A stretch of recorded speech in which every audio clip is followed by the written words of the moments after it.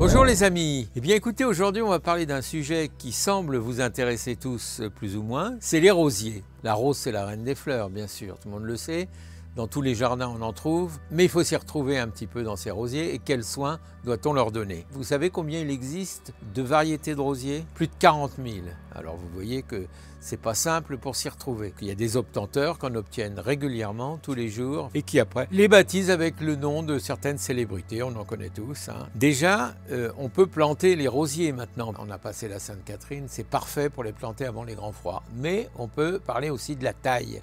Certains disent, moi je les taille à l'automne. C'est pas forcément une bonne idée parce que ça dépend aussi des régions où il y a beaucoup de pluie, où il y a beaucoup de froid même. Les insectes vont pouvoir s'y introduire par les coupes fraîches de la taille. L'idéal c'est quand même de les tailler au printemps, juste après l'hiver, disons en tout début mars. Et puis par contre, là, on fait une taille, disons, de propreté. C'est-à-dire qu'on ne taille pas dans le but de la future floraison, mais on taille juste pour nettoyer les branches qui partent dans tous les sens, celles qui sont un peu du bois mort, etc.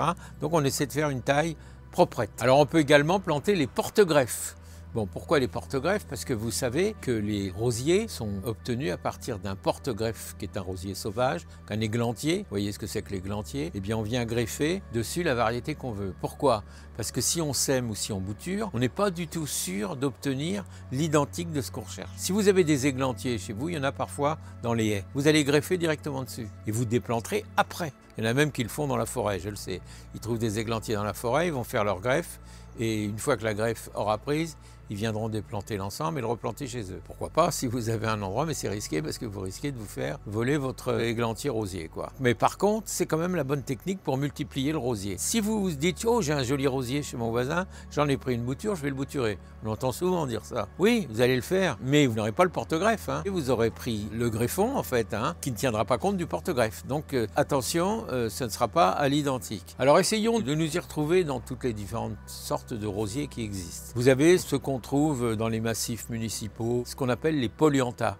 Le polyantha, c'est un rosier qui n'est pas très grand, qui fait des bordures et qui fait des grappes de petites fleurs. Alors c'est très solide. Honnêtement, je vous dirais que je ne trouve pas que c'est exceptionnellement beau, mais ça, c'est une question de goût. C'est pas ce que je préfère.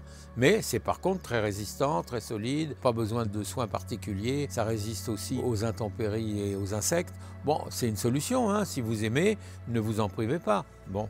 C'est pas parce que c'est pas mon goût que c'est pas le vôtre. Alors après, on va distinguer les rosiers buissons, les rosiers grimpants, les rosiers tiges, les hautes tiges. Le plus courant, c'est le rosier buisson, celui qu'on a dans le jardin qui fait les plus belles fleurs. Mais encore faut-il choisir parmi les variétés que l'on aime, qu'on a envie, qui seraient adaptées aussi à votre terrain et qui n'est pas trop sensible aux maladies selon la région où vous êtes.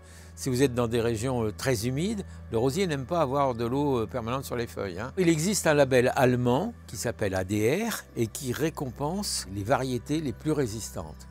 Donc les plus résistantes non seulement aux maladies, mais également aux insectes.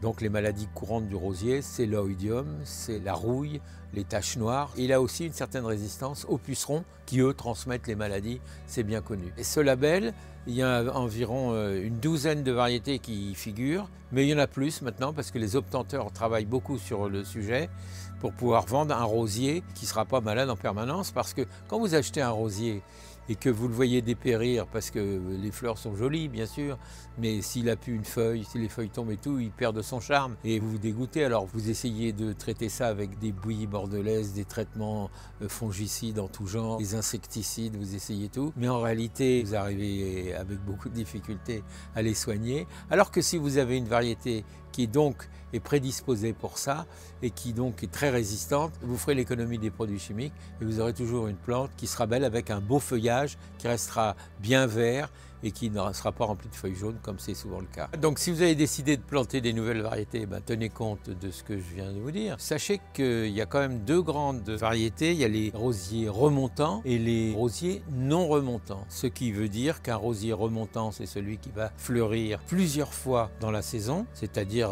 il va commencer à fleurir au mois de mai en général jusqu'au mois d'octobre, en gros. Et puis le non remontant, eh bien il va fleurir qu'une seule fois. dans la saison. Sachez ce que vous voulez, sachez la variété que vous aimez. Maintenant, vous savez ce qu'il faut, quels soins il faut leur apporter pour éviter d'être malade. Évidemment, si vous pouvez préférer celles qui sont labellisées, vous n'aurez pas de problème. Par contre, si vous avez déjà dans vos jardins, et c'est souvent le cas, des variétés anciennes, alors qu'est-ce qu'une variété ancienne? Une variété ancienne, je le précise au passage, c'est une variété qui a été obtenue avant le début du XXe siècle. Voilà, c'est ça, ce qu'on appelle des variétés anciennes. Donc depuis, il n'y en a plus parce qu'elles ont toutes été obtenues avant le début du XXe siècle. Bon, simplement pour vous dire, dans votre jardin, vous avez des variétés anciennes ou nouvelles, ça n'a pas d'importance, mais qui n'ont pas cette résistance naturelle aux maladies. Alors il faut les traiter, mais pas les traiter n'importe comment. J'avais fait une vidéo précédemment pour vous expliquer comment on pouvait fabriquer du purin de prêle. Eh bien, le purin de prêle, c'est extraordinaire pour traiter les rosiers de façon préventive, bien sûr. Donc vous voyez, vous traitez avec du purin de prêle dès que les feuilles commencent à se former et vous faites un traitement régulier et vous verrez, vous aurez des rosiers sains, vigoureux, rustiques, exempts de maladies. Et pour les insectes, bon, ça sera surveillé, il y aura peut-être des pucerons, parce que souvent c'est le cas sur les rosiers, mais ça, on les traite assez facilement. Pour les maladies, sachez que le purin de prêle, c'est extraordinaire. Les débouchés, c'est d'abord ceux qu'on replante dans nos jardins, qu'on transplante pour embellir nos jardins. On a ceux qui sont cultivés pour la fleur coupée, qu'on retrouve chez les fleuristes, qui font des compositions florales. Il y a enfin l'industrie du parfum, parce que l'industrie du parfum consomme beaucoup de pétales de rose pour justement fabriquer ces parfums et avoir les senteurs de la rose. Et puisqu'on parle d'économie, je vais quand même vous citer la rose la plus chère du monde. Elle existe, elle a été obtenue par un Anglais qui s'appelle David Austin et qui est un horticulteur anglais qui a travaillé pendant 15 ans pour l'obtenir. Il a obtenu une rose qui a un diamètre bien déterminé avec 90 pétales et la circonférence est de 10 cm, pas plus. On a donc affaire à un objet d'art pratiquement qui coûte une fortune. Cette rose s'appelle Juliet Rose, qui est en relation avec William Shakespeare et donc Roméo et Juliette, bien sûr. Et c'est de là qu'est partie l'obstention sur laquelle il a travaillé 15 ans. Et aujourd'hui, cette rose qui a des dimensions extrêmement précises, 10 cm de diamètre et 90 pétales, pas une de plus. C'est vraiment un objet d'art, hein. Et elle a été quand même évaluée à 15 millions de dollars. Alors comme vous aimez les records, je vais aussi vous parler de la variété, parce qu'il n'y en a qu'une qui a été classée comme étant la meilleure variété, la plus résistante à tout cela, sans traitement, c'est la variété Léonard de Vinci. Alors, je ne sais pas si vous pouvez la trouver chez vos pépiniéristes, sachez que c'est la plus résistante naturellement. Voilà les amis, eh bien écoutez, vous en savez sûrement un peu plus sur le rosier. Tout n'est pas dit parce que le sujet est quand même très vaste. Si vous avez des questions, comme habituellement, vous les posez sur le site, je m'efforce de vous y répondre. Et en attendant, je vous souhaite bon courage. Je vous demande aussi de ne pas oublier de vous abonner si vous ne l'avez pas encore fait. Hein. Parlez-en autour de vous et puis faites-moi remonter vos remarques et vos questions. Je vous y répondrai avec plaisir. À bientôt mes amis.